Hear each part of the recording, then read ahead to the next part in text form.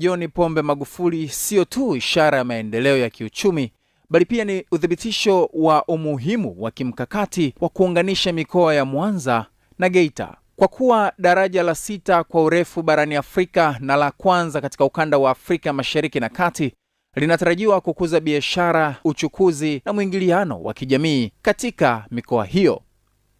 Mafanikio haya yanaonyesha jinsi Rais Samia anavyoweza kuendeleza miradi iliyoanzishwa na hayati Magufuli kwa kutoa mwanga mpya kwa ufanisi na uwajibikaji. Juhudi za miundombinu ya jiji la Mwanza, mbali na daraja la John Pombe Magufuli, uongozi wa Rais Samia umeweka mkazo katika kuboresha miundombinu mjini na kukidhi mahitaji ya ukuaji wa haraka kwa mji kama Mwanza.